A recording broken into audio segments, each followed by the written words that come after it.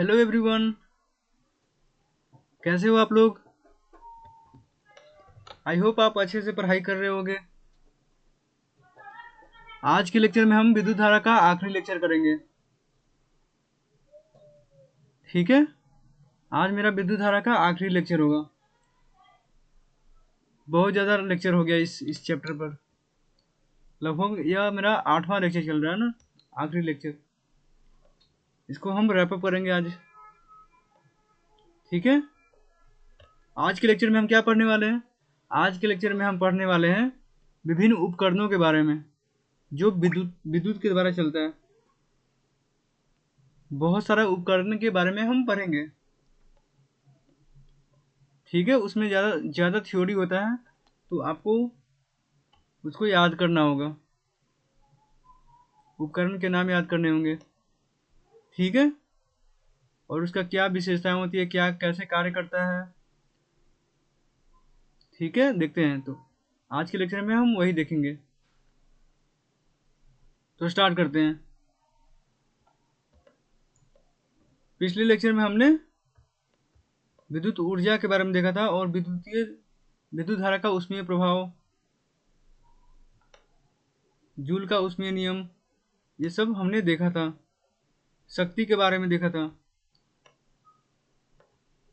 और कुछ कुछ न्यूमेरिकल सॉल्व किया था। आज के लेक्चर में हम यहाँ से स्टार्ट करेंगे। इसमें से बहुत सारे उपकरण है जिसका नाम आपको अच्छे से पता होगा। जैसे विद्युत बल्ब हो गया, हीटर हो गया, ये सब घरों में यूज होते हैं ना। यह सब के सब विद्युत धारा से चलता है, इलेक्ट्रिक से चलता है। देखिए, विभिन्न प्रकार के विद्युत ताप उपकरण एवं विद्युत विद्युत युक्तियां, इलेक्ट्रिक हीटिंग एप्लियंसेज एवं डिवाइसेज, इसके बारे में हमें पढ़ना है। पहला देखिए क्या है। पहला हमारा है विद्युत बल्ब। विद्युत बल्ब विद्युत धारा के ऊष्मीय प्रभाव को दर्शाता है। ऊष्मीय प्रभाव को कैसे दिखाता है? जैसे ही बल्ब जलता है तो हमारे घरों में जो बल्ब होते हैं उसके पास हम अपना जो हाथ रखते हैं तो वो कुछ देर बाद गर्म होने लगता है ना। चाहे बल्ब के ऊपर मैं अपना हाथ रखता हूँ तो क्या होता है, जलने लगता है। कुछ देर के बाद जलने लगता है ना। उजला वाला नहीं, जो पहले वाले बल्ब आता था जो पीला पीला जलता था, वैसे बल्ब जो वैसे जो बल्ब होते थे वह ज़्यादा ऊष्मा उत्पन्न करते थे। अब के ज़माने में जो एलईडी बल्ब आ रहा है वह ऊष्मा कम उत्पन्न करता है, लेकिन वो भी ऊष्मा उत्पन्न करता है। अगर बहुत देर बाद अगर उसको टच कीजिएगा तो वो भी गर्म महसूस होगा। तो यह हमें क्या दिखाता है? यह हमें ऊष्मीय प्रभाव को दर्शाता है। ठीक है, बल्ब के अंदर का चालक तार इतना गर्म हो जाता है कि उससे प्रकाश निकलने लगता है। अतः इससे ताप दीप्त लैंप भी कहते हैं हम। जैसे इस फिगर को देखिए। जैसे ही मैं इसमें विद्युत धारा प्रवाहित होता है इसमें, तो इसका जो फिलामेंट है गर्म हो जाता है। गर्म होता है, गर्म होकर यह जो है, या जो इसका जो यह जो देख रहे हैं ना आप, यह उष्मा उष्मा उष्मा उत्पन्न करने लगता है। उष्मा उत्पन्न करता है तो यह जो बल्ब है जलने लगता है। ठीक है, वही कह रहा है कि प्रकाश निकलने लगता है। इतना गर्म हो जाता है कि उसकी वजह से प्रकाश निकलने लगता है। अतः इसे ताप दीप्त लैंप भी कहते हैं। ताप दीप्त का मतलब कि ताप भी उत्पन्न कर रहा है और दीप्त भी मतलब प्रकाश भी उत्पन्न कर रहा है। तो इसे हम ताप दीप्त लैंप कहते हैं, मतलब इनकैंडेसेंट लैंप। ठीक है, इसका बनावट देखिए। विद्युत बल्ब का बनावट, उसका थ्योरी, उसके बारे में गलनांक क्वथनांक क्या होता है, इसके बारे में पूछता है 5 नंबर में। ठीक है, तो आपको अप्लायंसेज पर ज़्यादा फोकस देना चाहिए। ऐसा नहीं कि अप्लायंसेज है तो हम नहीं पढ़ेंगे, ये तो हमको आता ही सब चीज़ है। ठीक है, देखिए, विद्युत बल्ब जो होता है कांच का बना होता है। इसकी बनावट क्या है? कांच का बना होता है। इसके अंदर का जो टंगस्टन देख रहे हैं ना, यह पूछता है हमेशा ऑब्जेक्टिव में। विद्युत बल्ब के यह जो बनता है, यह किसका होता है? ये जो दिख रहा है ना फिलामेंट, वो किसका बना होता है? वो टंगस्टन का बना होता है। ठीक है, तार का बना तंतु मतलब फिलामेंट होता है, किसका होता है? टंगस्टन का। और टंगस्टन का गलनांक क्या होता है? काफ़ी अधिक होता है, अर्थात 1800 डिग्री सेल्सियस से भी अधिक होता है। टंगस्टन का जो गलनांक होता है 1800 डिग्री सेल्सियस से भी अधिक होता है, इसीलिए वह जल्दी गलता नहीं है, इसीलिए टंगस्टन का हम यूज करते हैं। ठीक है,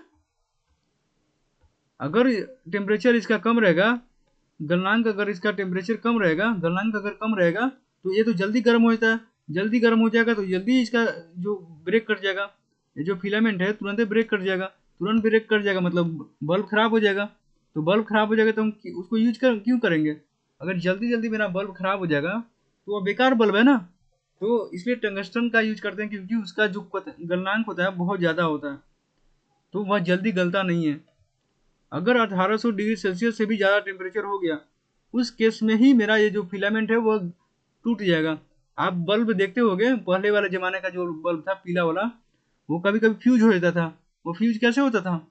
उसका टेम्परेचर इतना हाई हो जाता था कि वह 1800 डिग्री सेल्सियस से भी उसका टेम्परेचर ज़्यादा हो जाता था उस बल्ब के फिलामेंट का, इसीलिए वह निकल जाता था, मतलब बाहर टूट जाता था और बल्ब खराब हो जाता था, होता था ना। तो कहने का मतलब कि टंगस्टन का यूज इसीलिए करते हैं कि वह उसका जो गलनांक है बहुत हाई होता है। और देखिए बल्ब के अंदर गैस कौन सा होता है? बल्ब के अंदर एक निष्क्रिय गैस होता है, भर देते हैं, क्योंकि यदि हवा अगर उसमें चला गया, अगर उसमें हवा चला गया तो फिलामेंट से धारा प्रवाहित कराई गई, तो यदि हवा की उपस्थिति में या में ही फिलामेंट से धारा प्रवाहित कराई जाए तो गर्म होने पर यह ऑक्सीकृत होकर भंगुर हो जाएगा तथा चूर चूर हो जाता है। ठीक है, अगर उसमें मैं हवा निष्क्रिय नहीं रखूंगा, निष्क्रिय का मतलब क्या होता है कि उसमें हवा नहीं होता, वैक्यूम होता है।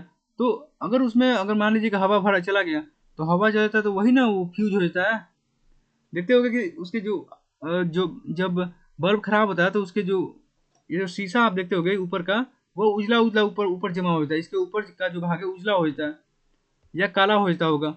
वह कैसे होता है? वह हवा की उपस्थिति के कारण होता है, उसके अंदर हवा चला जाता है। ठीक है, दूसरे शब्दों में टंगस्टन के वाष्पन को रोकने के लिए ही बल्ब के अंदर हम निष्क्रिय गैस भर देते हैं। क्या, किस लिए? टंगस्टन के इवेपोरेशन के लिए, इवेपोरेशन को रोकने के लिए हम निष्क्रिय गैस भर देते हैं, नहीं तो वह वाष्पित हो जाता है। अगर हम हवा उसके अंदर डाल देंगे तो टंगस्टन जो है वाष्पित हो जाता है तुरंत भर में। उसका कार्य विधि क्या है, मतलब वर्किंग क्या है? फिलामेंट के सिरों को चालक तार द्वारा बल्ब के आधार से जोड़ दिया जाता है। फिलामेंट का जो सिरा होता है उसके चालक तार से हम जोड़ देते हैं। बल्ब का आधार एक होल्डर से लगाया जाता है। यह सब आपने घरों में देखा होगा। बल्ब बल्ब को हम किस में लगाते हैं? एक होल्डर में लगाते हैं, जिसे धातु के पिन चालक तारों से स्पर्श करते रहता है और यह पिन मुख्य तार से भी जुड़ा रहता है। बल्ब के अंदर दो पिन आप होल्डर के अंदर दो पिन देखते होंगे। अंदर जो होल्डर का अंदर दो पिन होता है ना, जो बल्ब से जुड़ा रहता है, और वह जो पिन होता है उसका जो सिरा होता है वह चालक तार के साथ कनेक्टेड होता है, तभी ना करंट उस सिरा में आता है और उस सिरा से बल्ब जुड़ा होता है तो बल्ब जलने लगता है। ठीक है, आगे देखिए, जब स्विच दबाकर धारा प्रवाहित की जाती है तो फिलामेंट से प्रवाहित होने पर यह उच्च प्रतिरोध उत्पन्न करता है, जिसके कारण फिलामेंट गर्म हो जाता है। अतः गर्म होता है, जब ताप काफी अधिक हो जाता है तो बल्ब दीप्त होने लगता है। ठीक है, उच्च प्रतिरोध के कारण बल्ब जो होता है गर्म होने लगता है। गर्म होने की वजह से वह ताप उत्पन्न करता है, और ताप उत्पन्न करता है तो बल्ब जलने लगता है। ठीक है, इसको कार्य विधि को अच्छे से एक बार देख लीजिएगा। कार्य विधि को, कार्य विधि क्या करें कि उसको बल्ब को एक होल्डर के अंदर हम रख लेते हैं। होल्डर के अंदर दो पिन होता है जो चालक तार से जुड़ा रहता है। तो चालक तार में हम जैसे ही करंट प्रवाहित करते हैं तो वह जो पिन से जुड़ा होता है चालक तार, वो बल्ब से भी जुड़ा रहता है, तो बल्ब के अंदर बिजली चला जाता है। तो बिजली चला जाता है तो वह ताप उत्पन्न करता है। ताप क्यों उत्पन्न करता है? क्योंकि उसका प्रतिरोध हाई होता है। प्रतिरोध हाई होता है तो ताप ज़्यादा उत्पन्न करता है, तो बल्ब जलने लगता है। ठीक है, क्लियर है?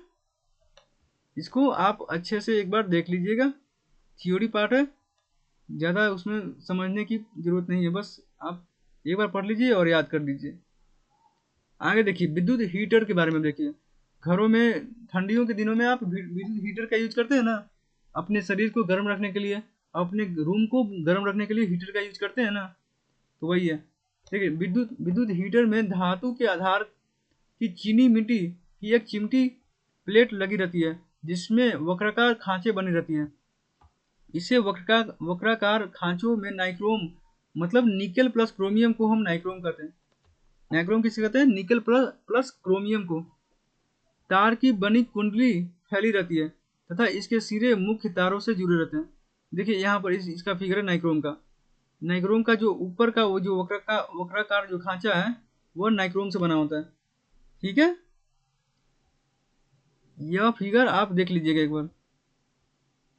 नाइक्रोम तार का विशिष्ट प्रतिरोध एवं गलनांक काफी अधिक होता है।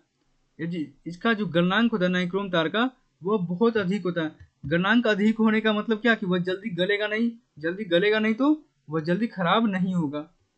प्रबल धारा प्रवाहित करने पर यह गलता नहीं है, मतलब बहुत ज्यादा धारा प्रवाहित करने पर भी यह गलता नहीं है। इसलिए इसका उपयोग हम कुंडली के रूप में भी करते हैं।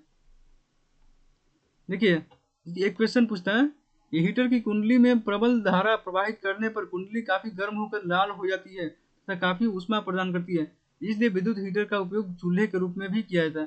तो क्वेश्चन पूछता है हमारा, विद्युत हीटर का उपयोग हम चूल्हे के रूप में क्यों करते हैं? का कारण क्या है?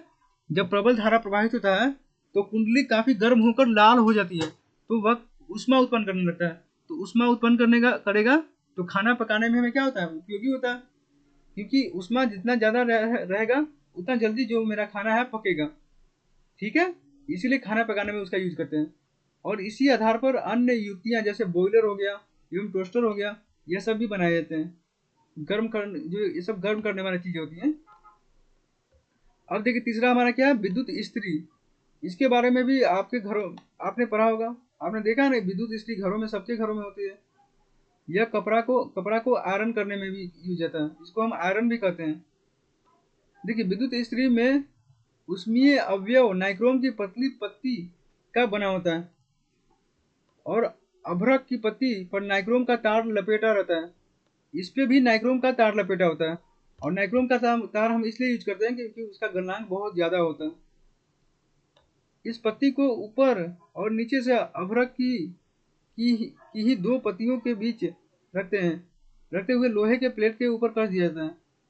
इसको देखिए, इसको लोहे के प्लेट के ऊपर देखिए, आयरन आप देखे होंगे कि एक भाग जो लोहा होता है और दूसरा भाग थोड़ा प्लास्टिक टाइप का होता है, तो दोनों को एक दूसरे से कस देते हैं और उसके अंदर नाइक्रोम तार होता है, ताकि देखिए इसी जब धारा प्रवाहित कराई जाती है तो यह गर्म होकर लोहे की प्लेट को गर्म कर देती है और जो कपड़ों की सिलवटें दूर करती है।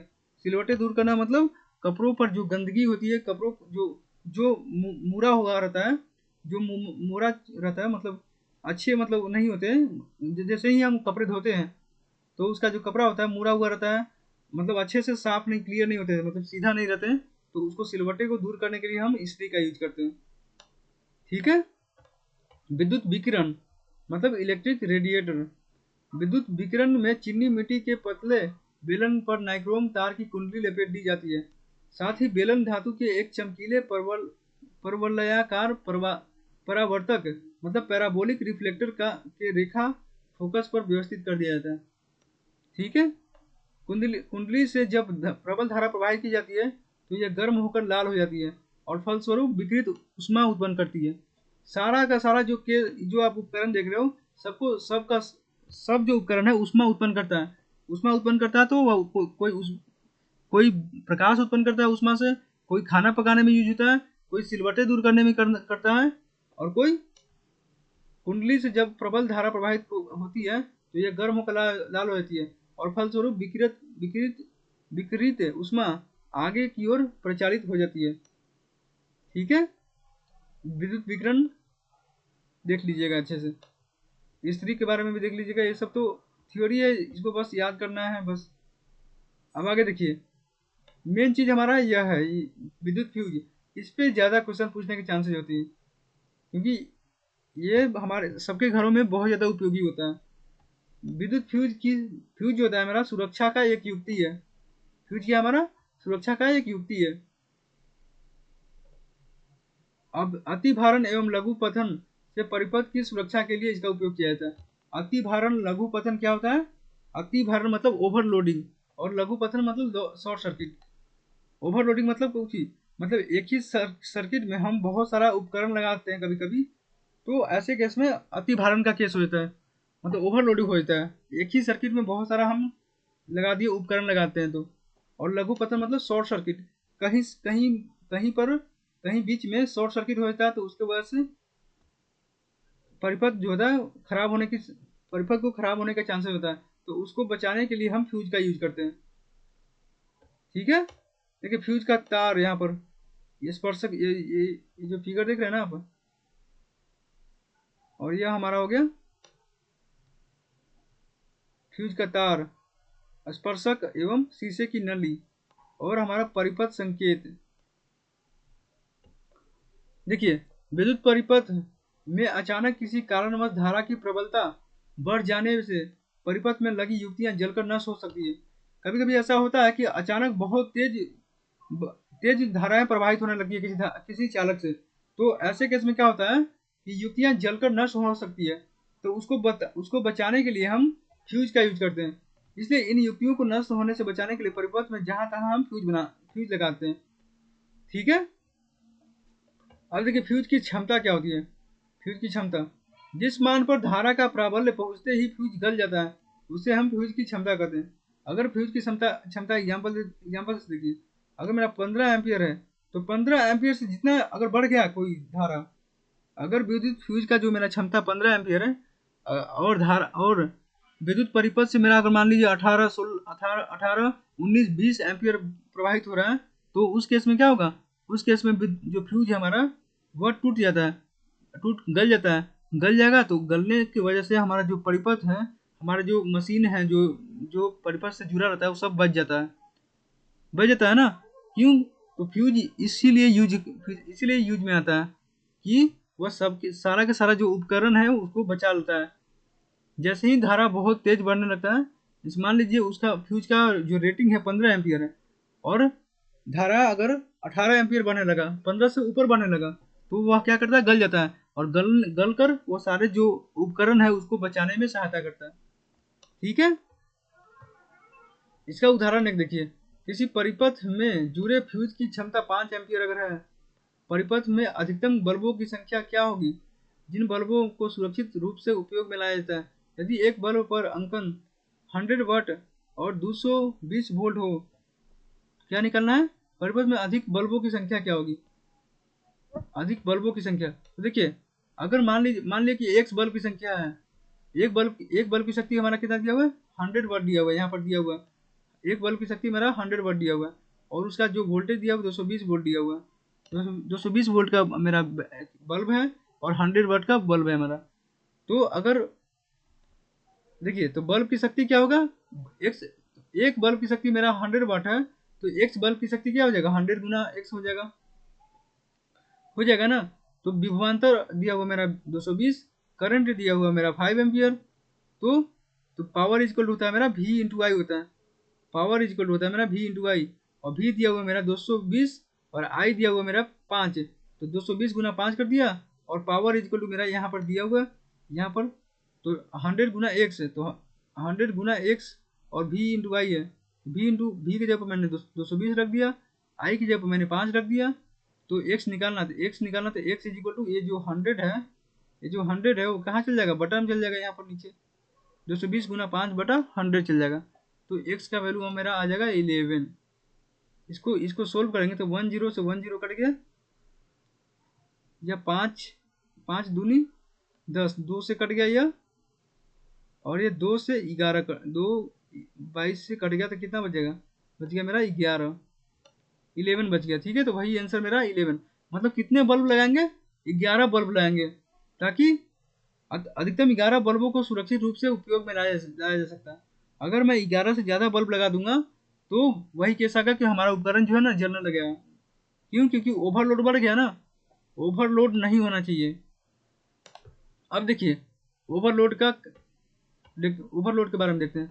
अति भारण, विद्युत परिपथ में बहुत ऐसे उपकरण जुड़े रहते हैं जिनकी शक्ति काफी अधिक होती है, जैसे विद्युत इस्त्री हो गया, विद्युत हीटर हो गया, यह सब होता है ना, इसके जो शक्ति होता है काफी अधिक होता है। यह जो ऊर्जा बहुत ज्यादा, मतलब विद्युत ऊर्जा बहुत ज्यादा खाता है, बहुत ज्यादा विद्युत ऊर्जा खाता है यह।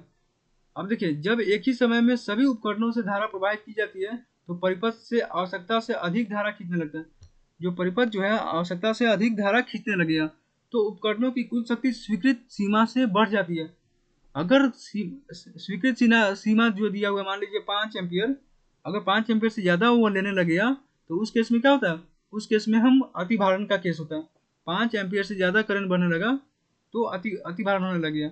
मतलब कहने का मतलब कि उपकरण की सीमा, उपकरण की जो कुल शक्ति का जो सीमा निर्धारित रहता है, उससे अगर ज़्यादा धारा अगर लेने लगेगा वो, तो उसको ही हम कहते हैं अतिभारण। इसको समझने के लिए हम देखिए, यह जो परिपथ है हमारा, इसमें मैंने एक हीटर लगा दिया, एक मैंने बल्ब लगा दिया, एक मैंने इस्त्री लगा दिया, एक और कुछ और मान लीजिए पंखा लगा दिया मैंने। तो कहने का मतलब कि इसका इसका जो क्षमता है मेरा हीटर का, वह 5 एम्पियर अगर लेने का है, और यह 5 एम्पियर से ज़्यादा करंट अगर लेने लगा, क्यों, क्योंकि इस पे लोड बहुत ज़्यादा बढ़ने लगता है। लोड अगर ज़्यादा रहेगा तो कभी कभी होता है कि धाराएं बहुत ज़्यादा लेने लगता है कोई चीज़, ज़्यादा अगर धारा लेगा तो उस केस में अतिभारण को उस घटना को क्या कहते हैं, उस घटना को हम कहते हैं अतिभारण। क्योंकि इसकी स्वीकृत सीमा कितना है, 5 एम्पियर, लेकिन वह ले रहा है उससे ज़्यादा, तो उसको हम कहते हैं अतिभारण। देखिए, लघु पतन मतलब शॉर्ट सर्किट, कभी कभी जीवित तार एवं उदासीन तार आपस में संपर्क में आ जाते हैं, तो ऐसी स्थिति में परिपथ का प्रतिरोध बहुत ही कम हो जाता है, तो फलस्वरूप लघु पतन हो जाता है। अत्यधिक लघु पतन मतलब अत्यधिक धारा प्रवाहित होने लगते हैं। अब देखिए, कभी कभी ऐसा होता है कि जीवित तार मतलब लाइफ वायर, मतलब हॉट वायर, उदासीन तार मतलब न्यूट्रल वायर के संपर्क में आ जाता है, तो उस केस में क्या होता है कि प्रतिरोध जो होता है, उसका प्रतिरोध जो होता है जीरो हो जाता है, मतलब कम, बहुत कम हो जाता है, जीरो नहीं कर सकते, बहुत कम हो जाता है। अगर मेरा प्रतिरोध ही कम हो गया तो धारा तो बहुत तेजी से बहने लगेगा। मैंने बताया था कि अगर मेरे रास्ते में कोई पहाड़ या कोई कंकड़ नहीं होगा तो मैं तेजी से आगे बढ़ते जाऊंगा ना। तो वही कर रहा है कि प्रतिरोध कम हो गया, प्रतिरोध अगर कम हो गया तो धारा तो बहुत तेजी से बढ़ने लगेगा, तो तेजी से बढ़ने लगेगा तो उस केस को हम कहते हैं लघु पतन कहते हैं। क्लियर है, शॉर्ट सर्किट कहते हैं। शॉर्ट सर्किट में के केस में क्या होता है, सारे जो जो उपकरण होते हैं जलने लगता है, सारा जो परिपथ होता है हमारा, परिपथ देखते हैं ना आप, शॉर्ट सर्किट जैसे ही होता है सारा का सारा जो हमारा तार होता है वो जलने लगता है, एक जगह से दूसरी जगह सब जल जाता है एक साथ। ठीक है, तो लघु पतन और यह जो अतिभारण है, इस इन दो घटनाओं में हमारा क्या होता है, हमारा जो धारा है, विद्युत धारा है, तेजी से बहने लगता है, अत्यधिक धारा बहने लगती है। तो अत्यधिक धारा से बचाने के लिए हम फ्यूज का यूज करते हैं। आज पीछे जो हमने पढ़ा था ना फ्यूज के बारे में, तो अतिभारण और लघु पतन दोनों से बचाने के लिए हम फ्यूज का यूज करते थे। ठीक है, आगे देखिए, विद्युत से हमारा खतरा क्या है। विद्युत से हमारा खतरा क्या है, देखिए, विद्युत ऊर्जा का एक बहुत बड़ा स्रोत है। विद्युत के रूप में ऊर्जा के उपयोग से हमें अनेक प्रकार की इच्छित सुख सुविधा प्राप्त होती है। देखिए, लेकिन यह खतरनाक भी हो सकता है। कैसे, मानव शरीर का जो प्रतिरोध होता है, इसको याद कर लीजिएगा, मानव शरीर का प्रतिरोध होता है 30,000 ओम होता है। यह 1 नंबर का ऑब्जेक्टिव में पूछता है, जिसका मुख्य भाग चर्म रहता है, और चर्म अगर गीला होने पर उसका 200 से 300 ओम हो जाता है। चर्म अगर गीला हो तो उसका प्रतिरोध कैसा हो जाएगा, 200 से 300 ओम हो जाता है। इसको याद कर लीजिएगा, मानव शरीर का जो प्रतिरोध कितना होता है, 30,000 होता है, और गीला के केस में 200 से 300 हो जाता है। इसलिए विद्युत परिपथ में धारावाही चालक तार या अन्य किसी बिंदु को छूने मात्र से झटका हमें लगता है। तो हमें जैसे ही तार, हम नंगा तार को हम छूते हैं तो हमें क्या होता है, हमें झटका मारता है कस के, हमें फेंक देता है बहुत दूर तक, या कभी कभी सटा देता है, तार में सट जाते हैं हम लोग, या झटका मारता है। वह क्यों मारता है, क्योंकि हमारा जो प्रतिरोध बहुत ज़्यादा हाई है, हम धारा को रोकने की कोशिश ज़्यादा करते हैं, तो रोकने की कोशिश करते हैं तो वो हमें झटका मारता है बहुत तेज़ी से। ठीक है, और हमारी जान भी जा सकती है। देखिए, घरों के विद्युत परिपथ में निम्नलिखित खराबियां उत्पन्न होती रहती है। मतलब ढीला संयोजन होगा, लूज कनेक्शन होता है, तो अगर टावरों का लूज कनेक्शन होगा तो खराबियां हो सकती है। स्विच की खराबी, अगर स्विच हमारा खराब है तो उपकरण जल सकता है हमारा। संयोजित तार का पुराना हो जाना, तार अगर बहुत ज़्यादा पुराना हो गया तो उस केस में भी हमारे खतरा हो सकता है। लघु पतन तथा अतिभारण के कारण चिंगारी का निकलना, उपकरण की खराबी और संयोजित तार का खुला रह जाना, मतलब कोई कोई तार होता है ना खुला रह जाता है, वहां पर हम टेप नहीं मारते। अगर दो तार हम जोड़ रहे हैं, उन दो तारों को जोड़ने पर हम वहां पर कोई टेप नहीं मारते या कुछ होता है ना, उसको वैसे इंसुलेटर नहीं लगाते वहां पर, तो हम वहां पर छूने पर, हमें छूने पर झटका मारता है, नंगी तारों को छूने पर हमें झटका मारता है। अब देखिए खतरा से बचाने के लिए सावधानियां क्या क्या होती है। किसी भी प्रकार का खतरा होने से परिपथ का स्विच तुरंत ही बंद कर देना चाहिए। जो स्विच होता है उसको बंद करने पर सारे जो लाइट है, जो जो हमारा विद्युत धारा है, सब बंद हो जाएगा प्रवाहित होना। ठीक है। स्विचों तथा अन्य जोरों पर संयोजन कसा होना चाहिए और संयोजन तार विद्युत रोधी पदार्थ से ढका रहना चाहिए। जब कभी परिपथ के किसी भाग पर मरम्मत का कार्य करना हो तो रबर से बने दस्ताने तथा जूते का उपयोग करना चाहिए। ठीक है। उपलब्ध नहीं होने पर इसके बदले सूखी लकड़ी आदि पर भी खड़े होकर मरम्मत कार्य किया जा सकता है। अगर सूखी लकड़ी के ऊपर खड़ा होकर अगर काम कीजिएगा तो आपको झटका नहीं मारेगा। ठीक है। उपयुक्त क्षमता वाली फ्यूज का उपयोग करना चाहिए, साथ ही फ्यूज उपयुक्त पदार्थ का बना होना चाहिए। ठीक है। विद्युत उपकरणों का प्रयोग करते समय भूतार का उपयोग अवश्य करना चाहिए। भूतार मतलब क्या होता है, जो अर्थिंग होता है ना, पहले के जमाने में अर्थिंग होता था, अर्थिंग यूज करना चाहिए। हम विद्युत उपकरण का उपयोग कर रहे हैं तो अर्थिंग जो हमारे घरों के बाहर लगा होता है या घरों के अंदर भी लगा होता है किसी किसी के यहाँ, तो उसका उपयोग करना चाहिए। अगर किसी व्यक्ति का संपर्क विद्युत तार से हो जाता है तो उस व्यक्ति को अचालक पदार्थ मतलब प्लास्टिक, लकड़ी आदि का आधार लेकर छुड़ाना चाहिए। नहीं तो खुद जाकर नहीं छुड़ाना चाहिए। अगर हम खुद जाकर छुड़ाएंगे तो हमारे अंदर भी प्रतिरोध होता है, तो हम भी हमारे अंदर प्रतिरोध होता है, हमें भी करंट लग सकता है, करंट लग सकता है। इसलिए हम खुद नहीं छुड़ाएंगे या किसी चालक वस्तु से हम नहीं छुड़ाएंगे। अगर मैं चालक वस्तु से छुड़ाऊंगा तो उस चालक वस्तु से करंट मेरे शरीर में आ जाएगा। इसलिए हम अचालक पदार्थ का यूज करते हैं, जैसे प्लास्टिक हो गया, लकड़ी हो गया, इन सब चीजों से हम छुड़ाने की कोशिश करते हैं। ठीक है। तो आज हमारा जो विद्युत धारा का लेक्चर जो है, चैप्टर जो है मेरा खत्म होता है। यहाँ पर हमारा द एंड। इस पे एक मेरे को एक सॉन्ग याद आ रहा है, दिस इज द एंड, वो वाला सॉन्ग मेरे को याद आ रहा है। आपने एक कॉमेडी मतलब रील्स में देखा होगा, शायद आप रील्स नहीं देखे होगे। तो ठीक है, यह थ्योरी पार्ट था, इसीलिए मैं थोड़ा इसको जल्दी जल्दी कवर किया था मैंने। इसको आप खुद से एक बार पढ़िएगा तो आपको सब चीज़ समझ में आएगा। थ्योरी पार्ट है, इसमें ज़्यादा समझाने के लिए ज़्यादा चीज़ नहीं थी। इसमें से पूछता भी कम है, इंपॉर्टेंट चीज़ें हैं जो विद्युत फ्यूज से पूछता ज़्यादा है, उसको आप अच्छे से एक बार देख लीजिएगा। और जो भी लेक्चर है, मैंने 8 लेक्चर पढ़ाए हैं, सब एक दूसरे से कनेक्टेड है, तो सब लेक्चर को आप अच्छे से एक बारी बारी से देखिएगा तो आपको अच्छे से समझ में आएगा, क्योंकि कनेक्ट करके पढ़िएगा किसी चीज़ों को तो आपको बहुत दिनों तक याद रहती है। ठीक है। ठीक है, पढ़ाई करते रहिएगा। आगे के लेक्चर ऐसे ही मैं अपलोड करते रहूँगा, आप अपना फीडबैक मुझे देते रहिए। अगर कोई सुधार करना होगा मुझे लेक्चर में या पीडीएफ में, या हो सकता है मैं समझा रहा हूँ, मैं तेज़ी से समझा रहा हूँगा, तो बताइए, फीडबैक दीजिए अपना कमेंट बॉक्स में कि मुझे और क्या क्या सुधार करनी चाहिए। ठीक है। Thank you.